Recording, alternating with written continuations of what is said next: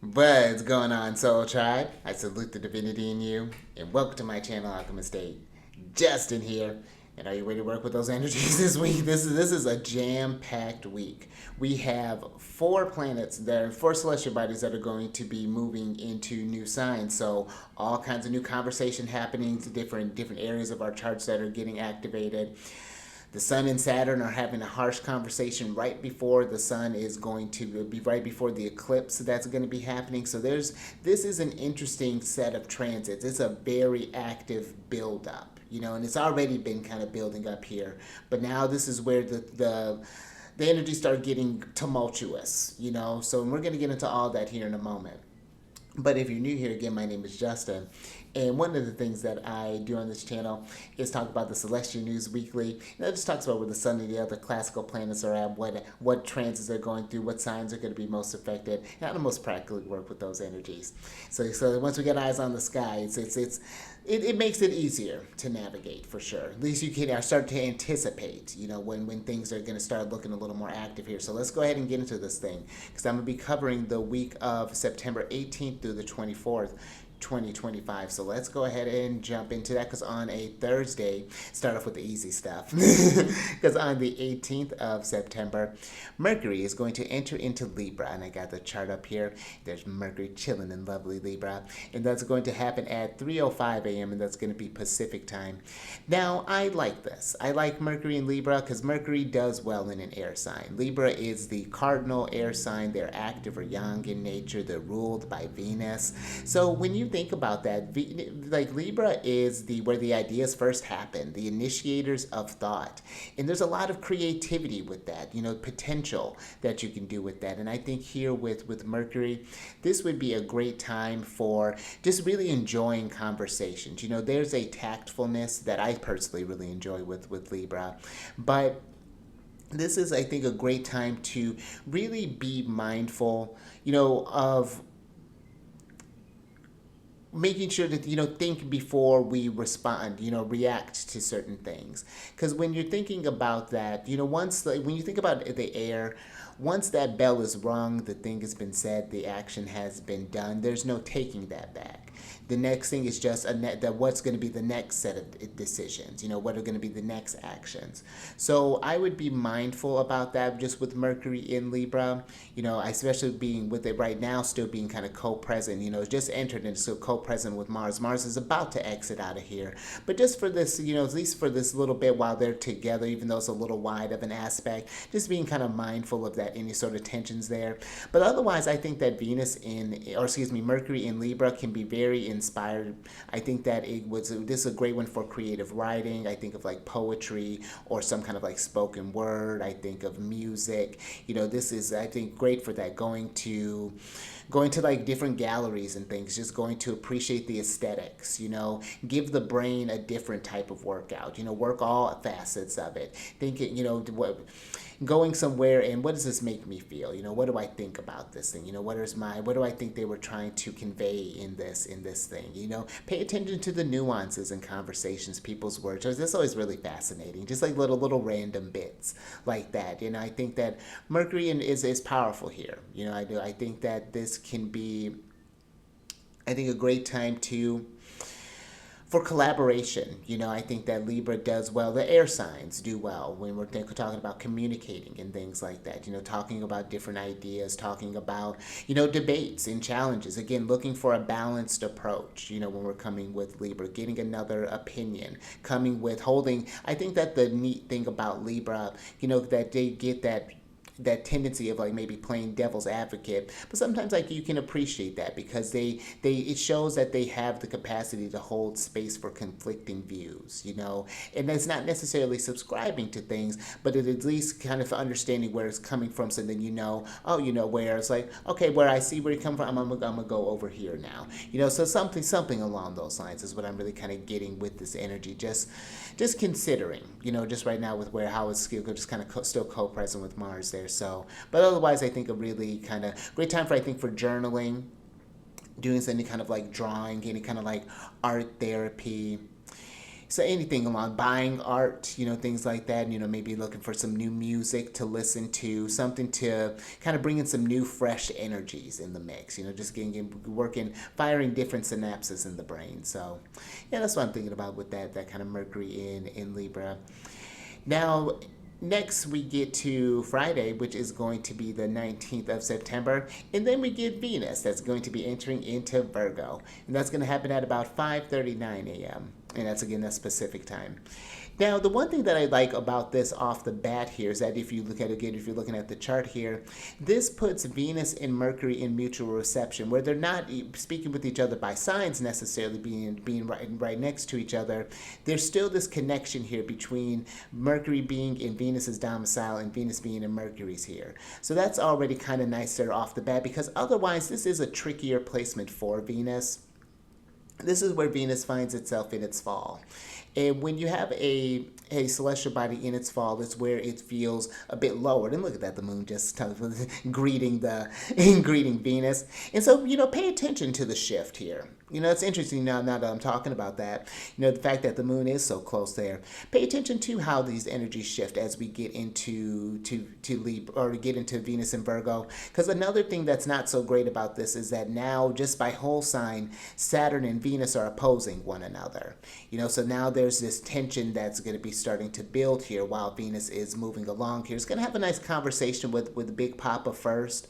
There's an opportunity there for some growth, to band together, for some alliance to come with to bring some abundance. But Venus in Virgo, for me, there's this one, it almost kind of creates this perfectionist tendency in the relationships, like kind of like a nitpicking sort of thing. Like, why can't you do this better? Why don't you do this? You always do this. You always do that. Let's fix it. You always, wanting to fix things, to problem solve, to try to make it, the best possible, which is not, a bad thing, but I think that when it comes, Venus in Virgo can be maybe a little intense about it, or a little naggy about it. And that's just kind of on like the kind of lighter end of it.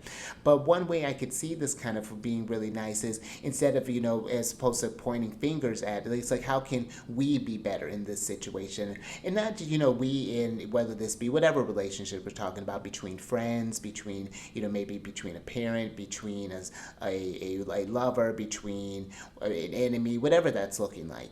How can we problem solve to, we're on this space together, on this earth. So what are we doing?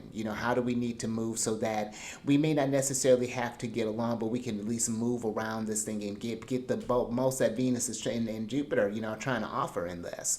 Because that is it's a mixed bag that's happening with this, with Venus kind of entering here.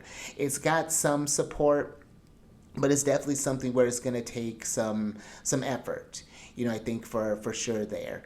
But we'll talk more about that Saturn Venus opposition as that starts to get closer. I don't want to get too wrapped up in there, because we have another Saturn thing we got to focus on first. Let's get that out of the way, because on a Saturday, how fun, the 20th of September, the Sun and Saturn are going to be forming an opposition with one another.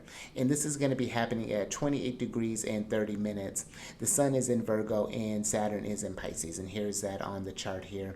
And as you see, an opposition is where these celestial bodies are in opposite signs, 180 degrees apart from one another. And there is this conflicting views here. There's this teetering between the Sun wanting to shine its light, to try to do its thing, and then Saturn here trying to diminish that light, to drown it, to suffocate it in a sense here. And when you think about this just in general, I wanted to, one thing that I was really kind of feeling with this, because with it being so close to the eclipse, the moon being in this, right now when we're watching this, the moon is coming up on the new moon phase. It's just 7 degrees away from that eclipse. There's a lot of hidden things. The light is missing from the moon at night. And Saturn, where it does have this heavy restrictive kind of quality, there's a secretive concealment of quality of Saturn.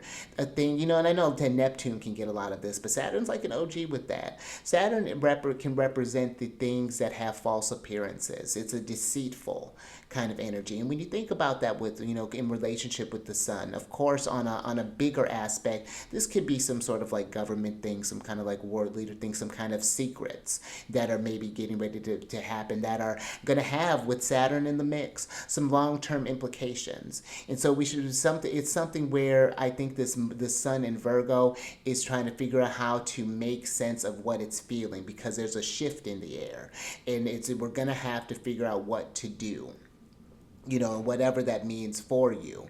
So, and that's something too to pay attention if you have any sort of like planets or points around 28 degrees, especially of the mutable signs. That's going to be Pisces, Virgo, Gemini, and Sagittarius. This opposition and the eclipse are going to be something that may be working more personally with you.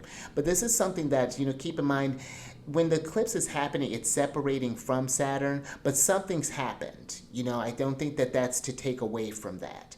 It may not be something that, we'll see. Like it's interesting. It's something that feels, again, very slow moving, considering that it's happening so close to this new moon cycle. We're dealing with Saturn.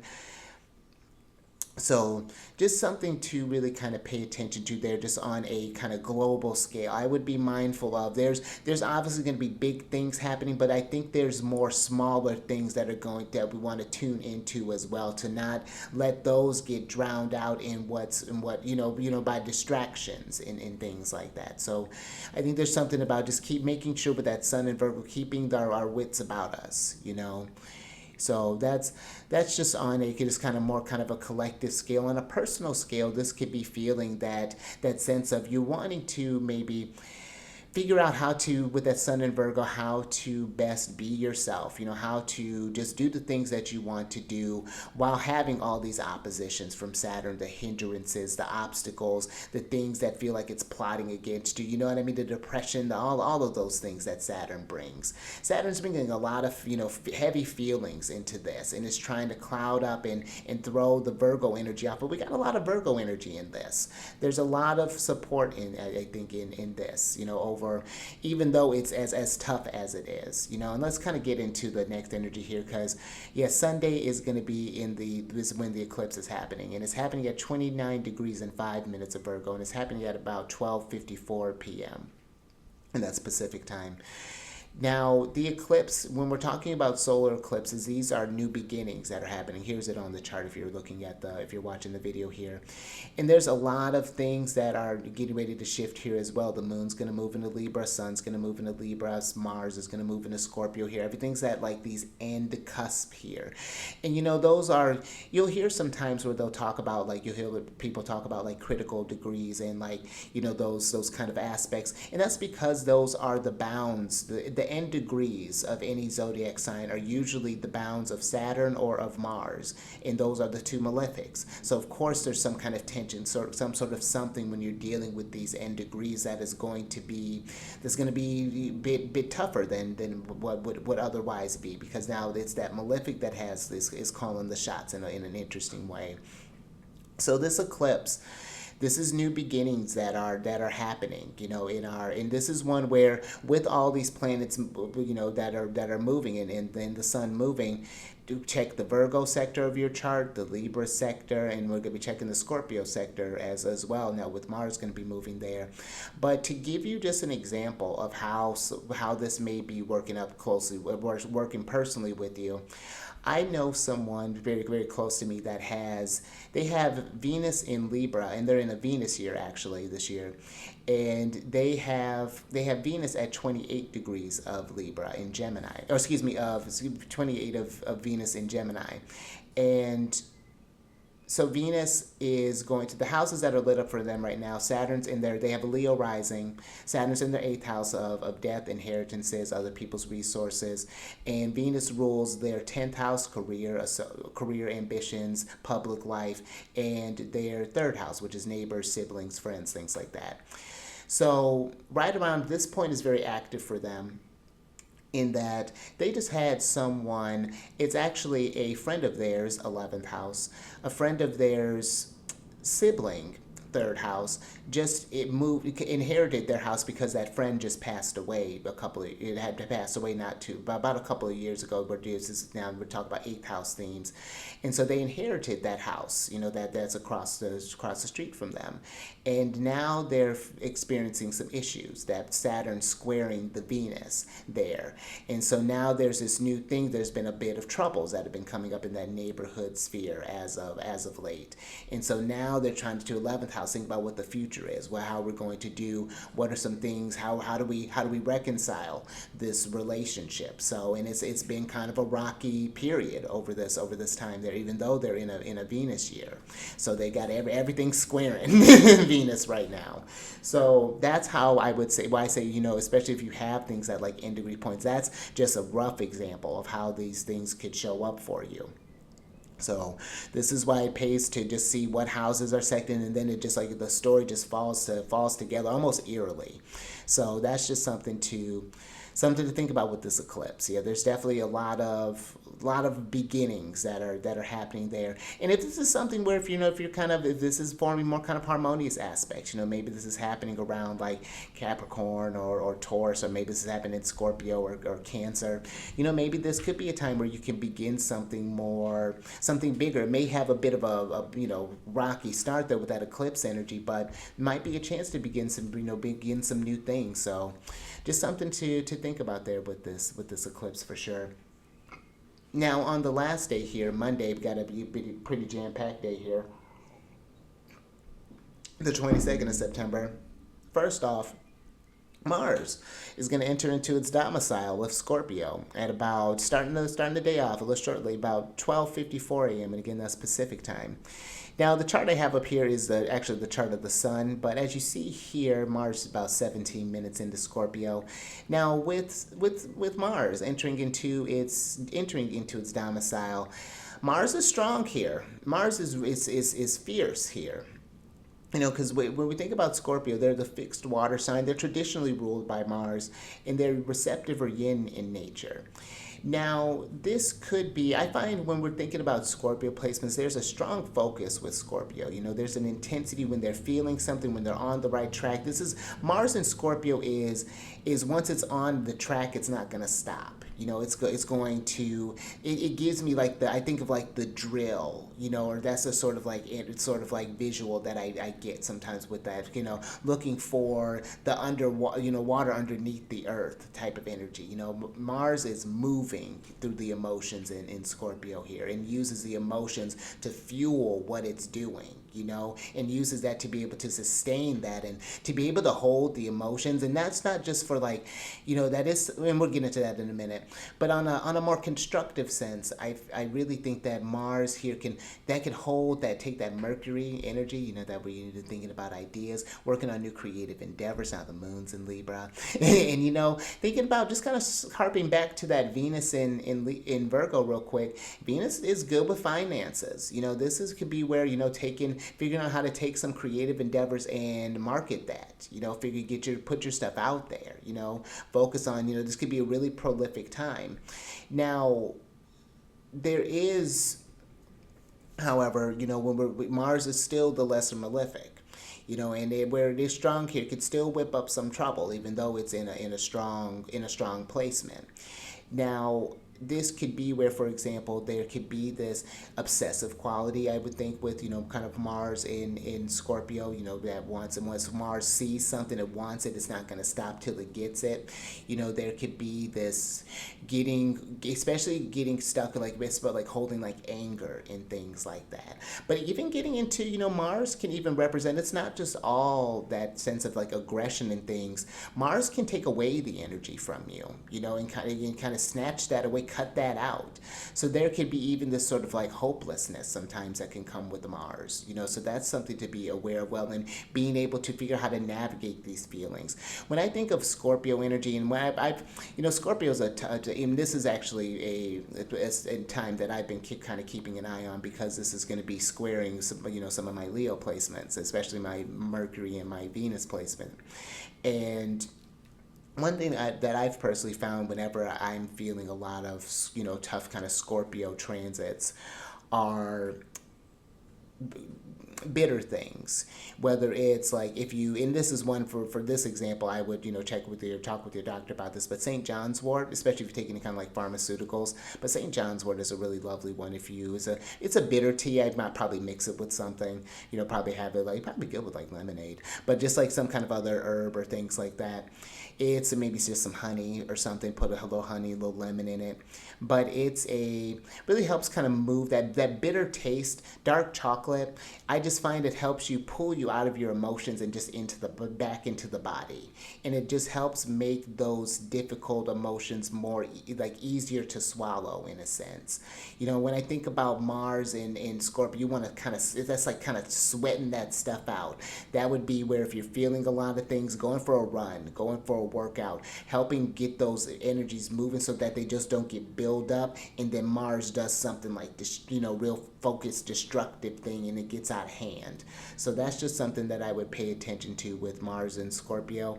But otherwise, now Mars is entering now, and this is something we'll be talking about a little bit later, but now Mars is entering this interesting little trine here. There's going to be later on this month, there's going to be this grand water trine it's always giving kind of like a whirlpool sort of feel, not an ominous one, but just that sort of like swirling water, kind of like maybe like a washing machine. That might be a better visual. Something like a clean. Oh, let me stop circling the mouse like that. Might make you dizzy.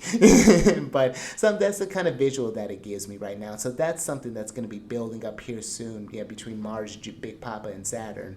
So that's going to be something to kind of watch there. But yeah, be mindful too, just of how how the emotions move you and how you're holding the emotions and all of that. Because Scorpio, you think about them, they're the scorpion, that the emotions can become toxic if you hold on to them like that, if you let them kind of take root like that. Pay attention to what's moving on in the underpinning. Mars and Scorpio is strong intuition, and to be able to sense when things are uneasy, just something to think about. Just the senses are heightened. We're more. It's not a. It's a weird. It's not as aggressive as I think. If when you imagine maybe like a Mars and Aries, this is a more subtle kind of calculated energy when we're thinking about Mars and Scorpio. It's different than Venus's tactfulness. There's a manipulative quality there. And then that gets us to the equinox, because then the last aspect here is going to be the sun, as this is the one that I have on the chart. The sun entering into Libra, and this is going to happen at 11:19 a.m. in that Pacific time.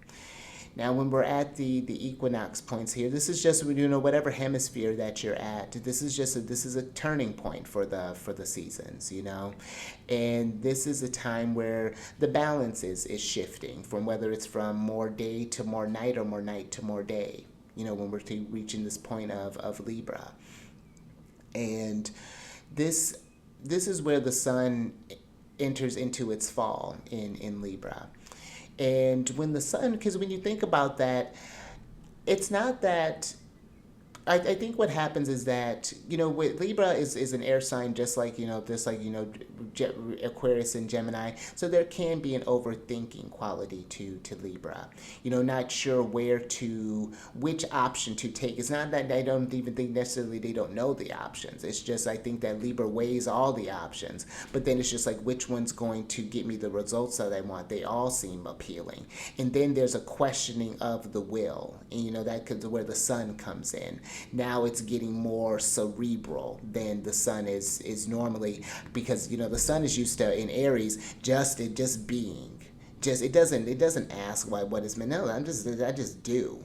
And then in Leo, when it's at home, it's doing, and it's just sustaining that. It's just the sun's just chilling, But here it's just like, yeah, I could do this, but should I do that? And what is that? What is that? What are they going to think about this? Is that going to change how I do this? Now that it's too much calculating. And then I think that can lead to that analysis paralysis, that I think is pretty common with just the air signs, it just happens in different ways. But this, I would say here, to try not to let what maybe Mars, the feelings of the early energies that you may feel early, on when the planet moves over here. And I think I'm going to switch over.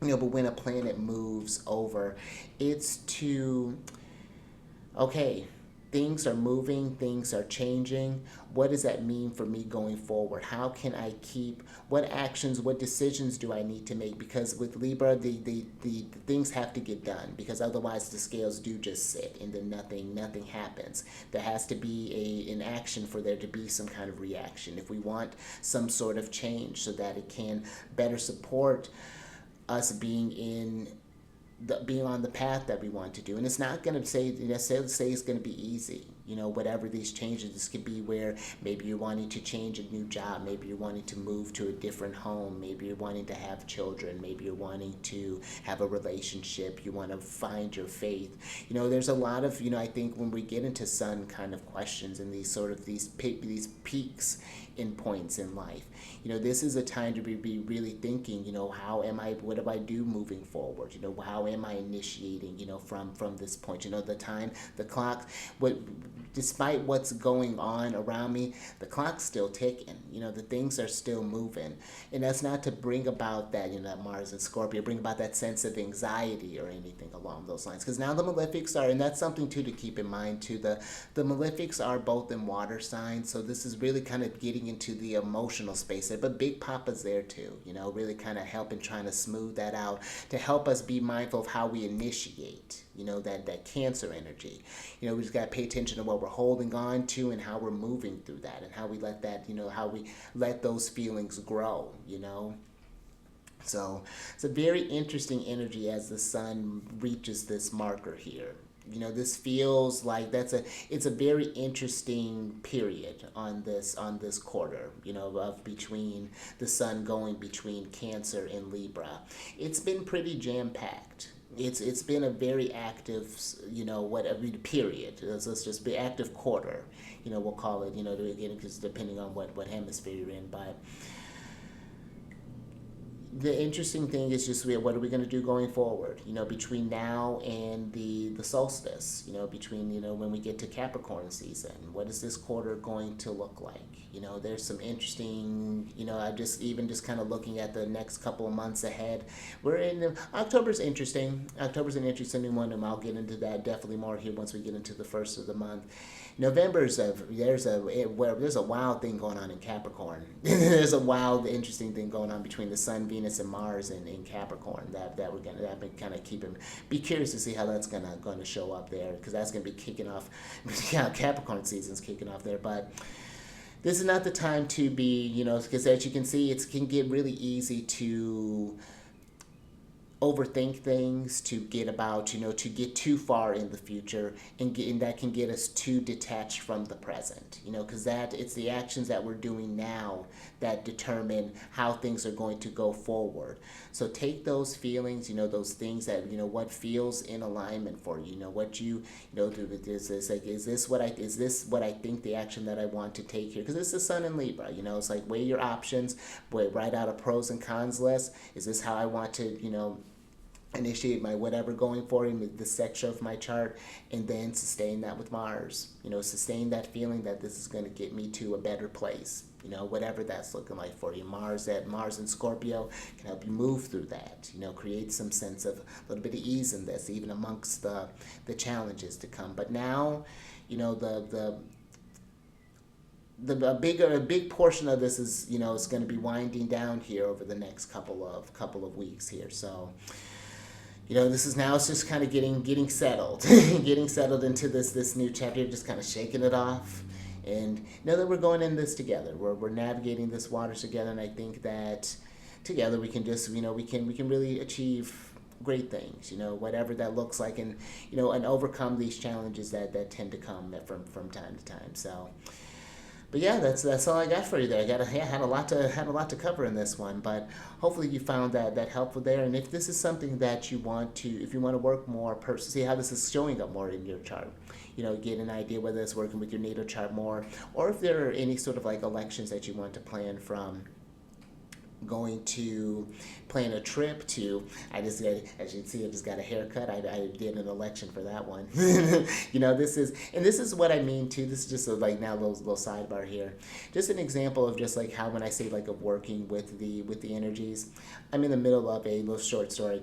I'm in the middle of a Venus is one of the time lords of the year for me, and I'm going through a Venus return right now. Actually, to Venus is going to be conjunct my natal Venus in about a little less than an hour, so a little over an hour actually. And so I was just like, you know what? It's going through my first house, and so I was like, you know what? Let me, because Venus rules I'm Leo rising, so I got Venus rules my third and 10th house.